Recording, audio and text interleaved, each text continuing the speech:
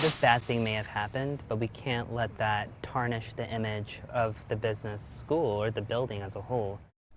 The epicenter of the tragedy at UNLV on track to reopen 8 months after the deadly shooting. It comes with new security features, but will that be enough to make students feel safe?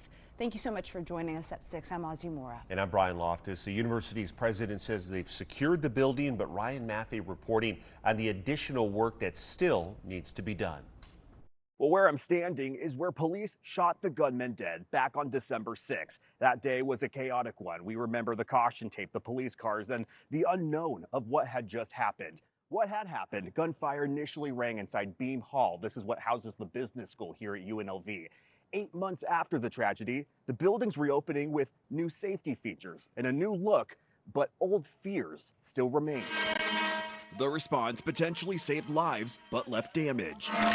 Over 130 doors and their frames wrecked as officers searched for the shooter that murdered 3 faculty members and injured a 4th over rejected employment. This whole area emptied out in just a few minutes. Alistair Dias was in the next door student union that day. As a business major, this was his second home. A lot of students, including myself, will to some degree never have that thought of what happened there leave our mind. For our officers, for our public safety. University President Keith Whitfield, in a letter to students Thursday, said the building is now more secure. Access cards now required to enter the floors where the shooting happened. Surveillance cameras added to the elevator lobbies. A staffed security desk in the atrium. New alarm systems and classroom telephones. The doors replaced 2. 8 News Now cameras captured early renovations in January.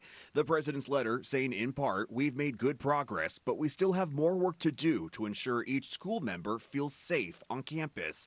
Dias is now student body president. For me, I, of course, feel perfectly comfortable going back there, but to many students, they may not feel ready. And many students have brought their concerns to me regarding UNLV still being an open campus and essentially anyone being able to walk into any campus building at any time. Doors reopen on August 13th. Ryan Mathey, 8 News Now.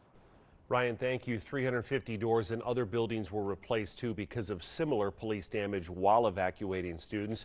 Efforts underway to beautify the interior space with repainted walls and landscaping to cover the memories of that day.